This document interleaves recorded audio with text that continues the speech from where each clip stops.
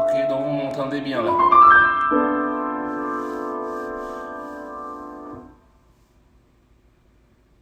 Hey, Sophie, il est déjà tard chez toi, hein? Allez, je vais te jouer une berceuse, que pour toi. Oh oh, je sais pas laquelle jouer. Aujourd'hui, je ne vais pas jouer, mais je vais te faire une petite berceuse.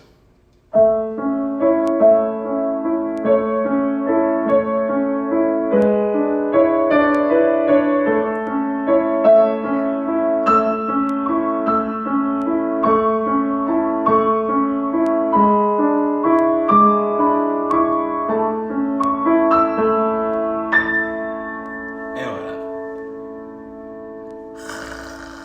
Do do do do. Comme je suis calé comme une horloge suisse, je dis toujours, on a encore 1 minute et puis je vais commencer mon petit topo. Il va être très court, hein. Si, c'est pas rien à voir avec la musique, si, c'est sur la médecine. Voilà. C'est le docteur Bonin qui vous parle aujourd'hui.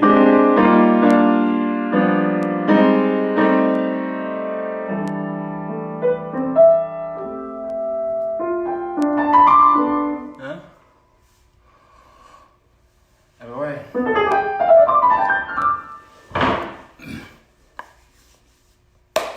Mais là, est-ce que vous me voyez bien là? Je suis complètement. Parfois, je suis contre la lumière, donc vous me voyez bien? Can you guys see me? I'm sorry, je vais parler en français. I will only be speaking in French. I'm sorry, because this is a very specific subject that I can't translate that. On ne peut pas traduire. Se traduire, c'est trahir. Et aujourd'hui, je vais parler aux gens, essentiellement aussi aux gens qui ont plus ou moins grandi avec moi, qui comprennent aussi, qui comprennent ce qui se passait dans les années où on était gamin, qui savent d'où on vient aussi en tant qu'Africain. Et juste parler de certaines choses qui font un peu... qui font vraiment un brouillard dans ma tête, qui me mettent un brouillard dans ma tête. Donc je veux juste un peu plus ou moins parler avec vous aussi pour m'édifier moi-même aussi. Voilà, je vais vous parler des choses et il n'y a rien de fake news, il n'y a rien d'inventé, je vous parle de la réalité et ceux qui ont vécu à mon époque au Cameroun pourront témoigner ici de cela, de ces réalités dont aujourd'hui on ignore plus ou moins. Donc je veux juste, comme moi je n'oublie jamais rien, je vais revenir vers ces choses-là. Voilà, parce que on va commencer. Alors, déjà je tiens, vous me voyez bien là déjà? Est-ce que si je me mettais comme ça, attendez, je vais prendre la chaise là, parce que putain de bordel de merde là. Alors, là on dirait j'ai fait le Jansan. Là c'est bien là. Ça c'est bon ça. On dirait je me suis décapé la peau maintenant. Dis donc la lumière me donne des effets de décapage. Hein. Ça c'est pas mal ça. Là c'est bien là. So good. Ok, let's go. Alors, je veux pour commencer déjà, je tiens à saluer tous les infirmières, les infirmiers, le personnel médical, les médecins, tous ceux qui travaillent, qui sont confinés à leur lieu de travail. Qui travaillent pour que ceux qui sont confinés dans leur maison aient un petit espoir. Voilà. Donc, je salue tous ces gens qui travaillent, qui aussi d'ailleurs au passage tombe malade, ben voilà, on ne peut pas travailler à côté d'un tel virus sans prendre de risques, quoi. Donc ils prennent un énorme risque à travailler et tout. Donc personnel médical, salute. Et voilà. Et donc le progrès en médecine, et je suis content, j'ai des docteurs là, deux médecins déjà qui regardent. Donc hey Petrucci, what's up? Donc les progrès en médecine moderne sont juste, le progrès est juste hallucinant. On le sait tous, vous le savez tous comme moi, que ce soit depuis l'époque de la vaccination, que ce soit quand on passe à l'anesthésie, quand on passe aux couveuses. Bah ouais, parce qu'avant les couveuses, comment on faisait? Donc voilà. Ensuite arrive, je crois, je sais pas chronologiquement, je ne sais pas, je vous donne pas la chronologie exacte, mais je vous dis simplement les exploits, ce que j'appellerais en quelque sorte les exploits. Donc la radiologie, la transfusion sanguine. Vous voyez, transfusion sanguine. Des choses telles, la greffe de cœur. C'est juste incroyable quand on y pense. Arrive après le scanner. Arrive, comment on dit, fécondation in vitro, si je me trompe. Anyway, vous voyez ce que je veux dire, hein? You know what I'm talking about. Après, aujourd'hui, on a même des robots chirurgiens aujourd'hui, si je peux l'appeler ainsi. Des opérations, une chirurgie qui se passe qui est complètement robotisée.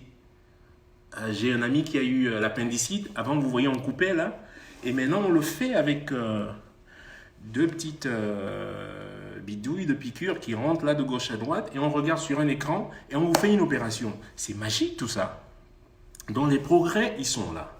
Ce qui me dérange en médecine moderne maintenant, voilà. Ce qui me dérange en médecine moderne, c'est ce refus. Et aussi ce refus catégorique des fois. Et même d'intégrer de la médecine traditionnelle. Et je sais de quoi je parle.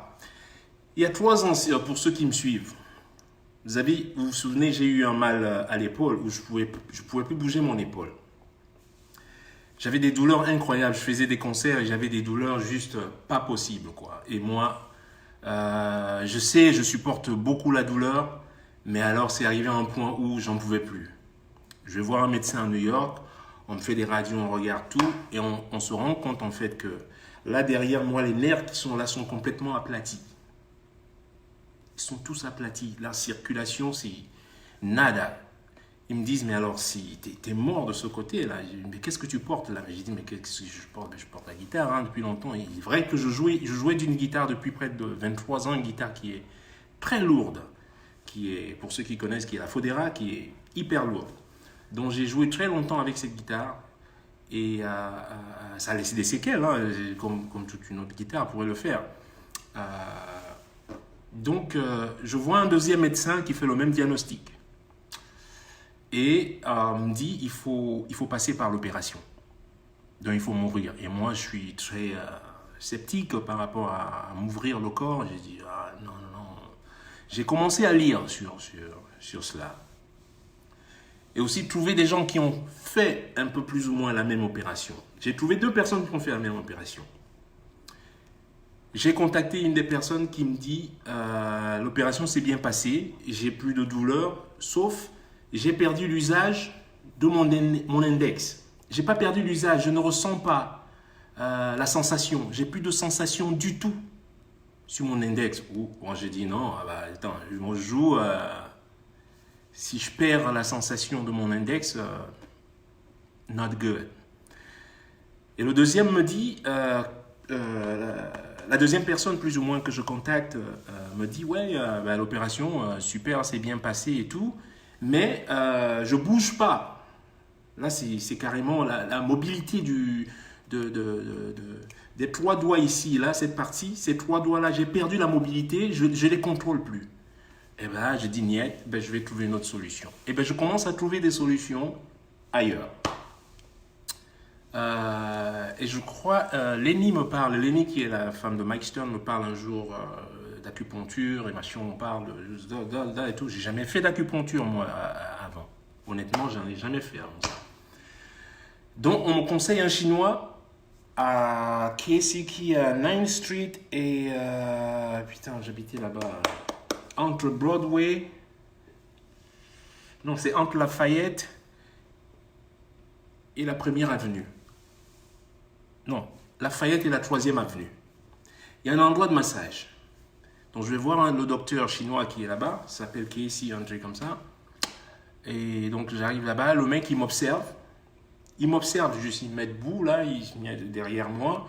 Il me regarde, il me touche. Dès qu'il me touche, cette partie-là, c'était juste des douleurs incroyables. Je ne pouvais pas lever mon bras. Je peux lever le bras droit, tout ce que je fais. Je ne pouvais plus bouger ce bras. Je ne pouvais plus le bouger. Donc, je jouais souvent comme ça. Parfois, je faisais des concerts où je me bandais là et le torse.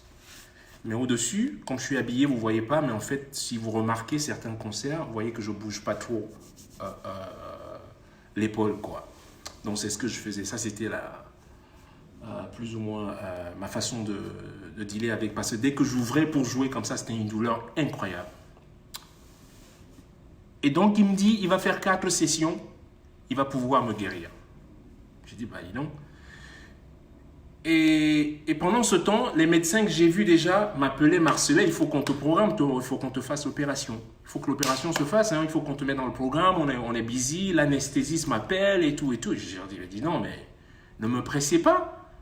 Laissez-moi aussi, je dis, mais docteur, mais laissez-moi aussi chercher autre chose. Il me dit, mais qu'est-ce que tu cherches? Je dis, mais j'essaye de voir, je prends des rendez-vous avec un docteur chinois. Il me dit, bah non, surtout pas de practice medicine, comme ils appellent ici. Ils appellent ça ici practice medicine. Practice veut dire que tu es en train de t'entraîner. Vous me suivez bien. Practice, ici, veut dire que tu es en train de t'entraîner. Tu n'es pas encore arrivé au stade de l'action même. Mais ma question est, mais la médecine chinoise, l'acupuncture existe 2000 ans avant Jésus-Christ. La médecine chinoise a plus de 4000 ans. C'est quoi cette arrogance de croire qu'un pays qui n'a même pas 300 ans, un docteur ici va me dire que l'acupuncture n'est pas bien? Et ils appellent ça practice medicine. Eh bien, j'ai fait mes 4 sessions là-bas, voyez-vous. Mon épaule va bien, j'ai repris le jiu-jitsu et j'ai plus jamais eu mal à l'épaule. Ça fait 3 ans. L'opération en médecine moderne coûtait 36 000 $. En 4 sessions, 75 $ par session, mon épaule va bien, j'ai repris, tout va bien. Donc, on n'est pas contre la médecine moderne. Mais attention, il existe d'autres choses aussi. Donc je reviens maintenant à ce truc aujourd'hui, ce qu'on appelle Corona. Là. Vous savez, quand j'étais gamin, moi j'ai grandi dans un petit village, à Minta, à l'est du Cameroun. Donc j'ai grandi, je suis né et j'y ai grandi, dans un petit village, loin de la ville. J'ai eu une chance inouïe parce que j'ai grandi avec un grand-père maternel qui était herboriste, chef de village d'ailleurs. Et c'est dommage, je regrette une chose, c'est que ma tête était hyper engluée avec tellement la musique, toujours en musique, et jamais avec les herbes. Quand il faisait ces trucs, je me désintéressais rapidement. Et il a compris, il m'a jamais initié à ça, parce qu'il avait compris. Je me souviens, un oncle lui avait dit, mais apprends ces choses à ton petit-fils. Il dit, on ne force pas les choses. Il faut que ce soit fait naturellement. Il faut qu'il y ait cette envie. Moi, ce qui m'intéressait, c'était la musique. Donc, mais parfois, j'observais certaines choses. J'étais au CE2. Arrive la période de vaccination. Parce que la mission catholique, on allait à l'école à la mission catholique, pour ceux qui connaissent ce village. On allait à l'école à la mission catholique. Et il y avait donc vaccination le mercredi. Je me souviens, parce que moi, j'aimais tellement pas l'école. Je vous l'avoue, j'aimais pas l'école. J'ai jamais aimé l'école. J'ai toujours trouvé l'école un peu très euh, comme si on clonait des gens. Clonait les gens, on dit. Ouais. You know, à chanter les mêmes chansons, réciter les mêmes trucs là, you know. Et depuis gamin, je sais que I knew I was different. Je sais que je suis différent. Je suis pas, je suis pas comme tout le monde. Donc je veux pas avoir à faire des choses. Donc je me souviens, c'était un mercredi.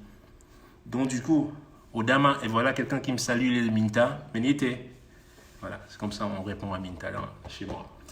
Et c'était un mercredi.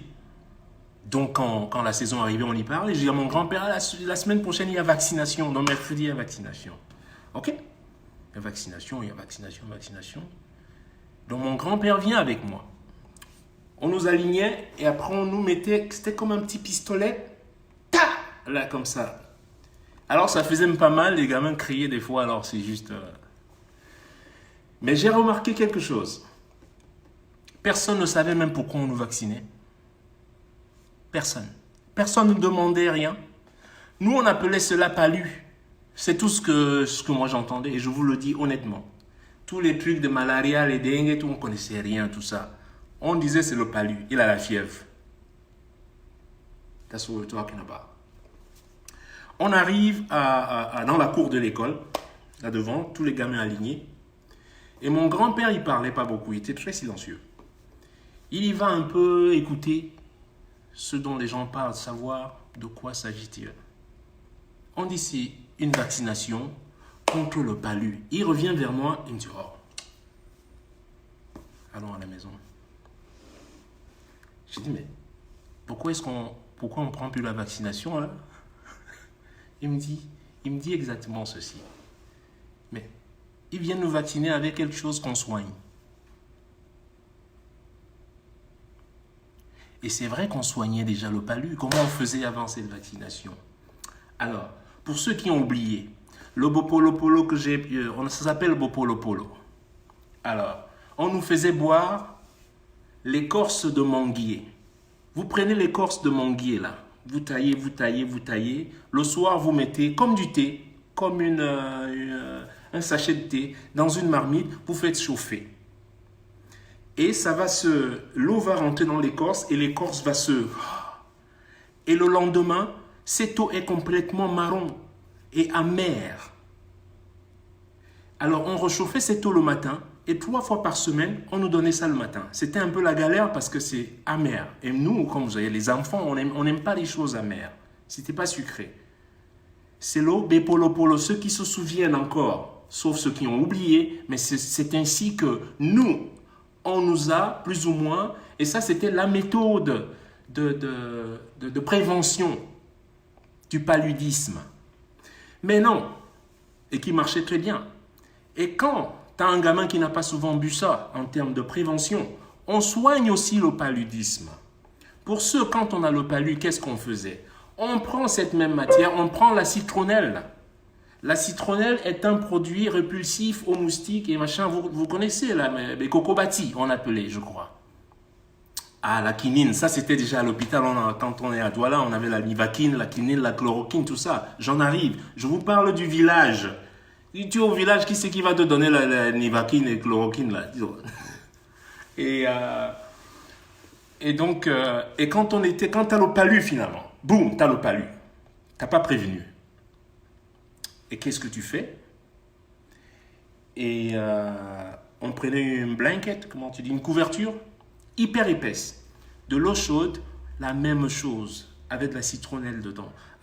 Parfois, ils rajoutaient même le Smonobisic. C'est un truc, comment on appelait ça? Le Tiger Balm, le truc chinois. On mettait ça dedans et tu respires. Je vous jure qu'on sortait de là en sueur et le lendemain, le palu est parti. Je vous dis des choses dont j'ai vécu. Et chaque enfant qui a grandi dans ces régions-là, tu ne vas pas habiter, même en ville, hein, en ville encore pire, tu ne vas pas habiter au quartier Mbop et dire que tu vas éviter les moustiques, ça n'a pas la tête. Là-bas, les moustiques savent même lire la Bible. Are you kidding me?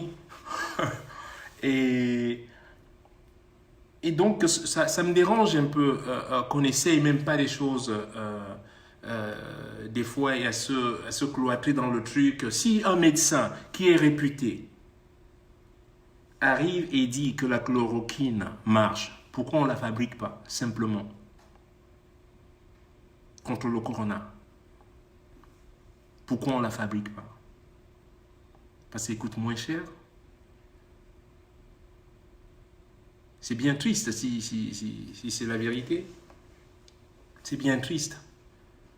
Parce qu'aujourd'hui, en fait, c'est pas la santé, c'est plus la peur et la psychose que vous foutez aux gens et tout, quoi. Et si ça marche, pourquoi on ne tente pas? Où on en est aujourd'hui, on est prêt à tenter. Pourquoi pas tenter? Et faire un refus catégorique, et les autres BFM TV là, de mes fesses là, qui font une campagne complètement toujours à côté de la plaque. You know? He's a fucking doctor. S'il le dit, pourquoi on n'essaye pas? Moi, je suis toujours pour essayer. Essayer des choses. Tenter des choses. Je prends un accord. Attends, je vais chercher ma guitare. Comme ça, je vais vous faire. C'est where's my guitar here?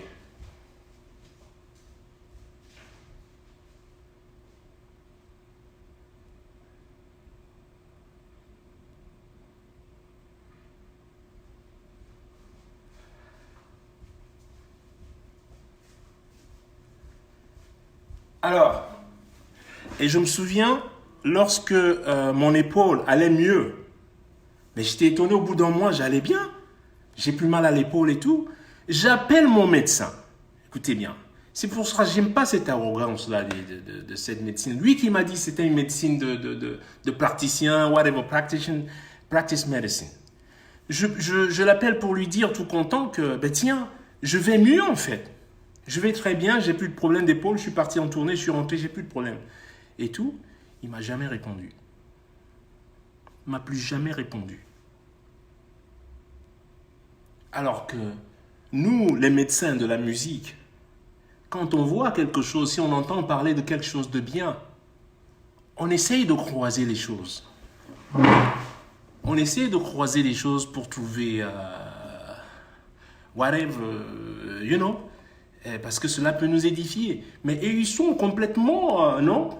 Dès que je lui ai dit que mon épaule allait mieux, et c'est fini, il ne m'a plus jamais appelé. Alors que ces gens m'appelaient tous les jours pour que j'aille faire cette opération. Donc, est-ce que notre santé compte vraiment? Hein? Est-ce que notre santé compte encore? Donc, quand je suis à la maison, que je fasse mon Bepolo, parce que j'ai signé un contrat, j'ai dit le corona, il ne va pas m'attraper. Même fuck corona. I tell you that shit ain't coming to me. Parce que je suis équipé. Vous avez un manguier chez vous, faites comme moi. Don't look to, you know, just do the basic thing. Boire ça bien chaud, 3 fois par jour. I'm telling you, man, you kick that corona ass, man. You know? Nous, on essaye les choses. Alors que nous sommes la science parfaite. Je l'ai déjà dit plusieurs fois. La musique est la science parfaite. Il n'y a pas d'autre science aussi parfaite que celle-là, dont la médecine n'est même pas près des chiffres. Vous voyez? Et nous, on essaye encore des choses. On aime essayer des choses. Vous voyez ce que je veux dire? C'est-à-dire, si je vous donne 10 pour diviser par 3, vous n'allez jamais trouver un chiffre exact. Je vous donne 10, divisez-le par 3, vous n'allez jamais trouver un chiffre exact. Mais en musique, nous, on trouve ce chiffre exact. Cette note, elle est cette note. Elle n'est pas cette note. Elle n'est pas cette note. Elle est là. And moving like this or that. OK? Et nous, on essaie des choses. Et en médecine traditionnelle, c'est ça. Simplicity. Elegance. Quand tu arrives chez les gens qui font la COP 21, là, ils nous font 150 COP 21 pour le climat. Tout est toujours compliqué chez ces gens. Dites-moi pourquoi tout est toujours compliqué. Rien que pour la planète qui est notre mère, qui est notre nourriture, qui nous nourrit, qui nous donne tout. On en fait des COP 21, COP 24, COP 26. Tous les ans, on se retrouve pour boire des coups et machin truc. On parle, machin truc sur la pollution. Mais quand on rentre, chacun rentre chez lui. Vous avez vu la pollution baisser? Non. Parce qu'on ne pense pas. Heureusement que le corona est arrivé pour faire baisser la pollution. Il faut toujours ça. Des événements ainsi. Et si c'était nécessaire? Who knows? Peut-être que c'est nécessaire. La Terre a besoin de respirer aussi. Depuis des décennies, c'est la Terre qui porte le masque tout le temps. C'est la Terre qui porte le masque. Et aujourd'hui, nous les portons pour que la Terre puisse enfin respirer. So, moi je dis accorder quand même un peu d'importance aussi aux autres initiatives qui sont ou d'autres médecines qui sont que ce soit traditionnelles ou que ce soit en plus venant d'un professionnel de votre plateforme de métier. Mais non, il est discrédité d'un seul coup parce qu'il n'est pas dans le business. Donc on s'en fout en fait que les gens meurent. Et ça m'attriste quoi. Et moi ça m'attriste de savoir que des gens pensent de cette manière. It breaks my heart. You know? Donc comme je vous disais, ça c'est la... Et quand ça arrive chez les gars qui font les COP 21 là, ils vont prendre le même accord, ça va être... qu'est-ce que je peux vous jouer comme accord? Un accord qui n'a pas de nom, ça devient un accord, mais jamais... ils font des réunions à s'accorder, à jamais tomber d'accord. Ça devient un truc... Comment tu vas appeler cet accord-là? Parce qu'ils ne veulent pas de réponse à ça. C'est toujours la même.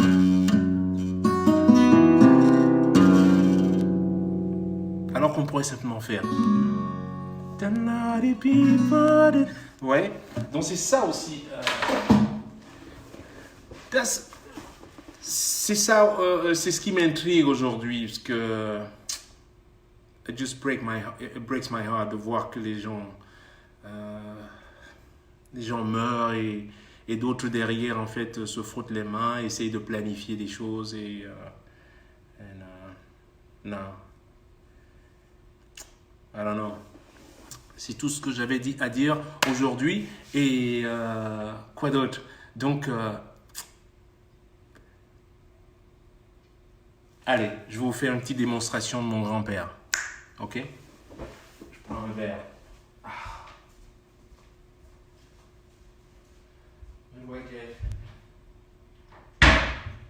Putain, on sent les verres ici, là.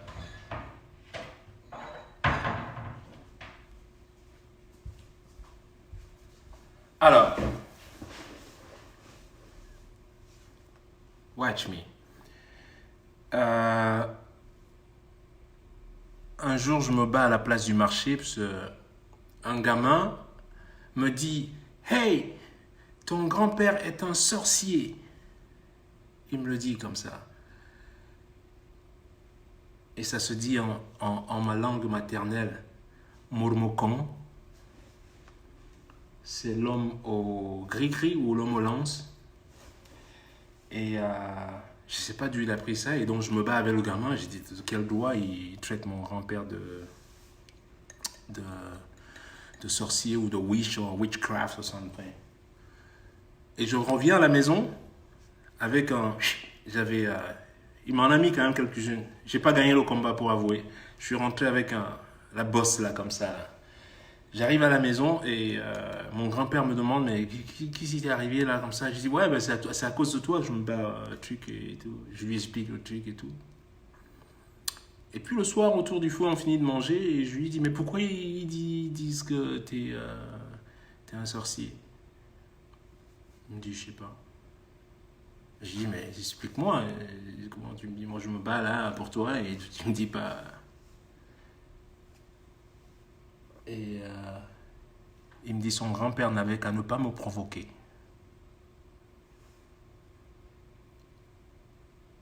Ah, donc il s'est passé quelque chose dont il m'explique. Il me dit effectivement, ouais. Alors, donne un conseil à ta soeur. Non, c'est qui? Alors, mon grand-père me fait, quelqu'un te fait chier, je vais t'apprendre une des techniques. Je vais vous l'apprendre maintenant. Alors, tu prends un verre, ok? Tu prends une abeille, tu refermes, ok? Hollywood, c'est déjà déposé ça là, n'allez pas écrire des films. Alors, tu affames l'abeille, you starve the bee. Cette abeille pendant 3 jours, l'abeille n'est pas comme une mouche. T'enfermes une mouche, elle va se tuer toute seule, elle est tellement conne, elle va essayer de sortir, lutter, elle va mourir. L'abeille, tranquillement, elle constate très vite qu'elle est en prison, elle est enfermée, elle ne peut pas bouger. Alors, elle calm down. Ok? On a un produit qui provient de la sève de l'arbre qui s'appelle Atondok. C'est une sève très toxique. La sève, elle est très toxique. C'est un arbre qui pousse en Afrique centrale. Tu prends cette sève qui est toxique, tu ne l'avales pas. Si tu l'avales, problème. T'en mets dedans. L'abeille, ne trouvant rien à manger, se met à manger le produit toxique. Ok? Elle s'alimente de cette sève qui est toxique. Tu l'alimentes 1 semaine. L'abeille va tripler de volume. Maintenant, c'est une abeille qui a un poison qui est plus ou moins confined. Le poison est devenu encore plus puissant. Ensuite, chez nous, les gens accrochent leurs vêtements à l'extérieur. Quand on a lavé les vêtements, on a souvent une corde et c'est là où on fait sécher les vêtements. Tout ce dont tu as besoin, c'est cette partie-là. Je prends ton vêtement et je coupe cette partie parce que dans cette partie se trouve tout le DNA. Comment tu dis DNA en français, Jesus? Anyway, DNA. Tout ton DNA de l'odorat de tout ton corps se trouve sous ton aisselle. Je coupe cette partie du vêtement, je mets dans le même verre, je referme. Non, la bête commence à s'accoutumer à cette odeur en mangeant le poison. Et il me dit, c'est comme ça que j'entraîne l'abeille à venir te piquer, toi qui me provoque. Alors il la lâche dans un marché. L'abeille, ayant un flair 200 fois plus développé qu'un chien, va retrouver donc la personne et piquer la personne et lâcher donc ce beautiful delivery dans son corps. Et voilà comment la personne est piquée. ADN, c'est ça. Merci beaucoup. DNA, moi je dis, oh là là là là, c'est pas possible. Et bien voilà, je vous ai appris un truc. Voilà, et il m'a dit, et alors j'étais estomaqué, j'ai dit, mais comment ça? Et il me fait, ce n'est qu'une des 200 techniques que je connais. Allez, bonne journée.